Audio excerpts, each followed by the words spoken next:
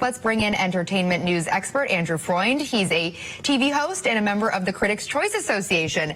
Andrew, thanks for being here. Before we get into specific predictions, let's first start with your take on the conversation around nominating Spider-Man for Best Picture. It's interesting because Spider-Man was in huge talks to be in contention for Best Picture. You know, we'll find out on Tuesday. However, those talks have now sort of dwindled because it was not nominated for a Producers Guild Award. And normally the PGA Awards can kind of signal what's the Best Picture at the Oscars are going to be. But, I mean, let's just talk about the numbers of this film. It has a 93% on Rotten Tomatoes. It's made over $740 million domestically, over $1.7 billion worldwide. This is a fan favorite. And you know what? I think it's time that we see some more fan favorites get into this Oscar race. You know, when Andrew Garfield and Tobey Maguire came on the screen with Tom Holland, everyone went crazy. And, you know, the movie was good. It wasn't just one of those throwaway blockbuster tentpoles. It was so good and such a wild ride. I would love to see it nominated on Tuesday, although I'm just not sure it's going to be. Yeah, so we will see. And you mentioned it being a fan favorite, but despite declining viewership numbers, these awards and nominations mean a lot actually to the people in Hollywood and involved. So can you explain what that means for the average movie fan? How do these awards ultimately make an impact on the kinds of movies that end up being made? Yeah, you know, it's interesting. Sometimes I feel like these award shows are very like just for people that live in Los Angeles, but it does actually translate into box office revenue and it translates into marketing. So, you know, if a movie gets nominated for an Oscar, it does get some more eyeballs going into the theater to go to see it. But in terms of the general movie going public, like you said, the ratings of the Oscars have gone down a lot.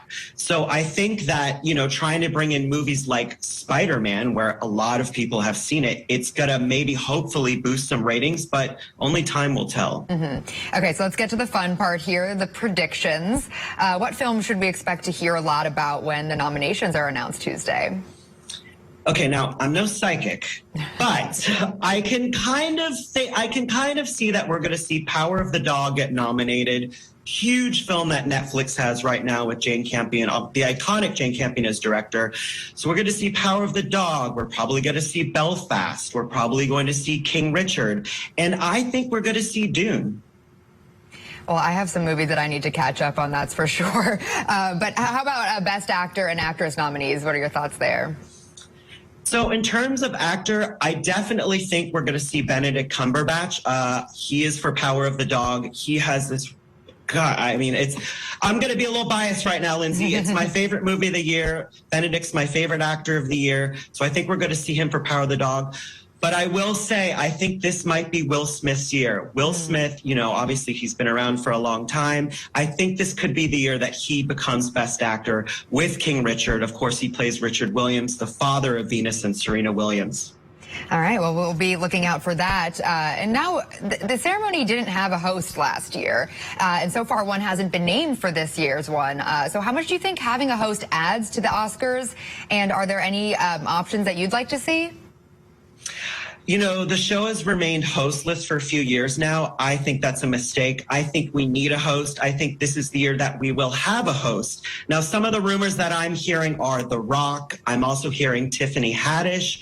And I'm also hearing Tom Holland.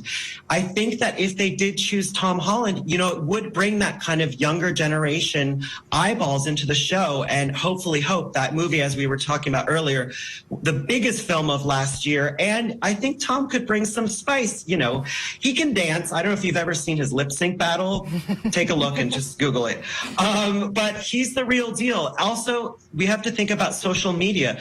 The Rock, Tiffany Haddish, and Tom Holland, huge social media numbers. Yeah, that's a very good point. Bring in those people that don't have cable anymore and are watching things in streaming platforms. All right, TV host and Critics' Choice Association member Andrew Freund, thank you so much for your time today. Thank you so much.